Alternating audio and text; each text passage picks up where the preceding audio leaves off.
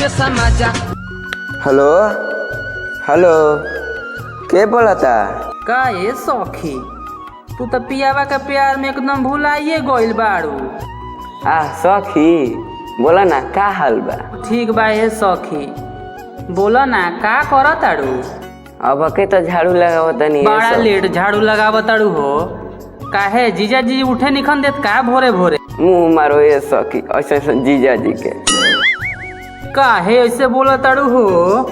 बोली ना हो, अभी बियाह कइले 10 दिन ना होता, आ जीजा जी तार सूरत चल गिले। ई का कह ताड़ू ये सौखी, तब तो जीजा जी बड़ा निर्दयी बाणे हो। कहते बाड़ू है 2000 नोट छोड़ के नतिया गई बा सूरत सीखा कमाए। तोहार है दुख सुन के हमार बीपी बढ़े लागल है सखी। ठीक बा ये तो चलो ठीक है बा, बाद में करम। आई बन बबुआ के पापा खाना मांगतन।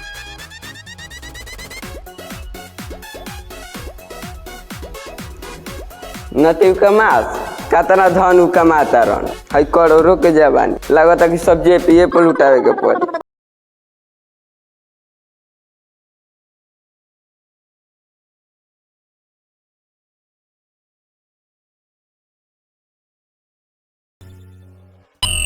हेलो कौन?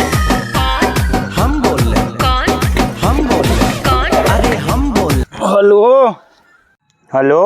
अच्छा हेलो, का हाल बा रे गोधना? सब ठीक बा रे, अपन बताओ तोर का हाल बा? एजो तो सब ठीके बा, का करत रे? हमारा कुछ काम हो, दिन भर तो ऑफिस में बैठ के एसी के हवा खात रहिला। जानता रे, ए जगह पूरा मालिक हम ही हूँ। भाई हमरो नौकरिया लगा ना दे अपना भी। देख भाई, हम तो नौकरी लगा देबू अपना तरफ से, बाकी मालिक बानू साला बिना एमे भी के रखबे ना करे केहू के। हमारा के 10-15 हजार के नौकरी लगा दे, हम बहुत परेशानी में बने। तू कौन परेशानी में हो गिले रे? पूछ मत भाई, 10 दिन पर मेहरारू के काजर, लिपस्टिक आ मेकअप के सामाने उड़ाई रहता। तब तो तोर बड़ी मेहरारू रंगदार बिया रे। जानत रे भाई, ओकर सिंगार के चक्कर में हम समूह से लोन लेनी। देख भाई, हमारा बुझाता तू बहुत परेशानी में बाड़े। हम तो तोर नौकरी लगाइए देती, लेकिन एजा के काम सब कंप्यूटरे से होला, हम का कर सकीला? ठीक बारे रखो तनी, कंप्यूटर पर काम बा। ठीक बा, रख कंप्यूटर पर बहुत काम बा। काम करे बड़े के फोन बतियावे रे, आज तोरा घर भेज दनी जाके बतियावे। गलती हो गई मालिक, अब गलती ना हुई मालिक, गलती हो गई मालिक, अब ना हुई। काम करता रे, सब लोग रही कर।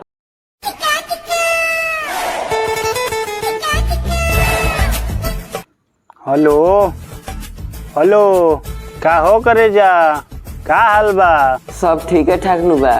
काहे ऐसे बोलत तारी हो? तारा खाता में पैसा भेज देले बानी, जाके मॉल में 2-3 गो तनी लहरदार साड़ी ले लता, ओकरा बाद तनी वीडियो कॉल कर, बड़ा देखे के मन करता। ए नतीव, तार सारी पैसा पर मुत ना दी। बहुत गरमाइल रहत तारू। तो कहलो गरमाई ना, हम है करोड़ों के जवानी ये जो बर्बाद होता। ठीक बा हो, ये होलिया में आवत अच्छा नहीं। ठीक बा ए नती, तू अइहा होलिया में, सब जवानी हम दोसरा के दान कर दे। तू जानते नु बाड़ू, बिना हमारा के जा एक डेग काम ना बढ़ेला। बेटी छिनरो बाड़ी भैंस लेखा खोजा तारी लिपस्टिक।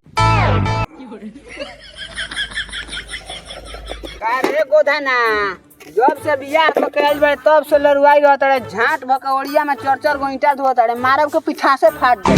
सुन रे बबू, एगो तो मेहरारू के चक्कर में अलग ही परेशान बनी, तू बीच में आकर लबर मत बोल। इहे करनिया तोर गोनिया में धांस देम, लगबे मोर लेखा नाच। अरे साला, हम तोरा कौन खराब बात कहनी है? यही चलना अपन मलिका तोरा पर खिसियाई रहेला। तो क्या करे खिसियाई रहेला? तो सुन ना, सुन, तू ही बन जाके मालिक के चमचा। हमार सीधा बात हो, अपन काम बनता, मालिक के गाड़ में जाए डंटा। अरे क्या खाला खेल बड़ तो हनी के? अरे को धना, 2-2 ईंटा ढोला से हो जाएगे। 2 घंटा में पूरा ईंटा ढोवा जाए के चाही, ना तो ये ईंटा तारा गाड़ी में डाल। ली मालिक। बस एक ईंटा में गाड़ फाट गई 4-5 गो लाद देती तो ये छरिए देता।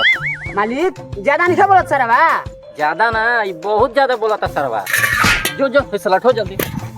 लाड़ पर चढ़ो तार ऐसा ऐसा का चलो सता हम जल्दी हिसाब कर सता हम इजा ना करम काम। ये सरऊ से ना ईंटा ढोवाता ना बालू ढोवाता।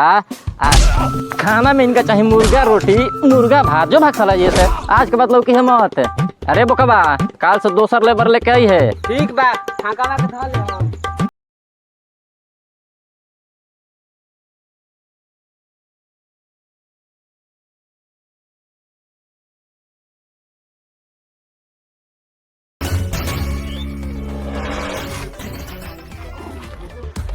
गोड़ लगतनी बाबूजी। खुश रह। अरे गोधाना 10 दिन में काहे तू चल आइले?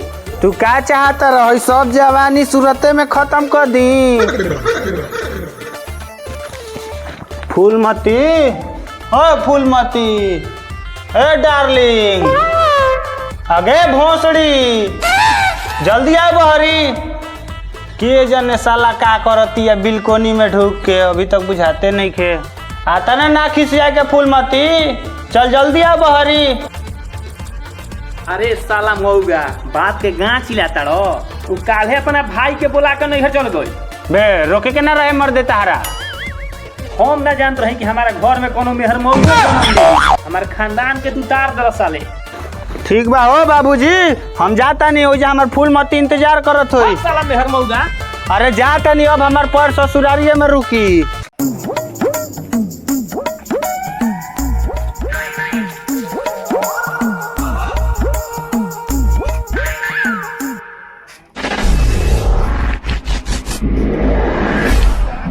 साला पते नहीं के आजकल के जुग जमाने के दामाद के कोनो पूछंगा इली घर में चाहे रास्ते में कोनो भेटाई।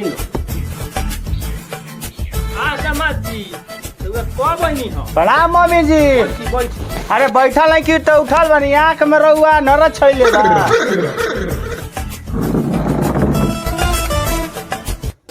हाँ खाली बैठे तो हो जाए कुछ नाश्ता वाला झबरी पाहुन खाते कुछ मीठा पानी ले आइबे। आज तो साला छिपा का छिपा नाश्ता सारा कबार देम।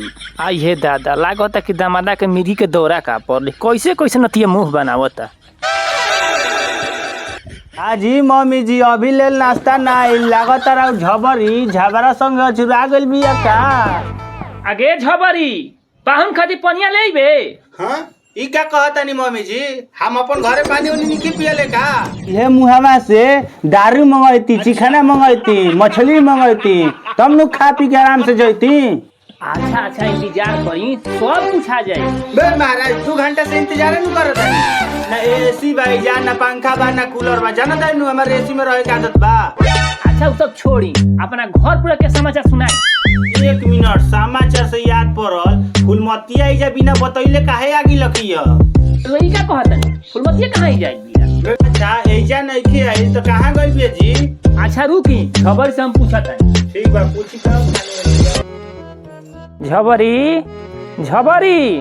अगे झबरी ए झबरी कहाँ गइल झबरी एहू में नहीं खे। झबरी अगे झबरिया एहू में नहीं खे के ने कहाँ गई। ए झबरो फूलमती ओ फूलमती होई देखी तो दामाद जी होई का हो।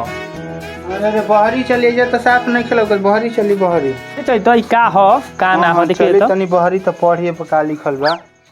डियर मम्मी हमनी के दोनों बहिन अपन लवर के साथे भाग गइल बनी जा। हमनी के नून रोटी खाइम जा जीवन संग ही बिताइम जा आ ऊंच नीच क के पेट भरम जा। हे बॉबी ई का कोइलो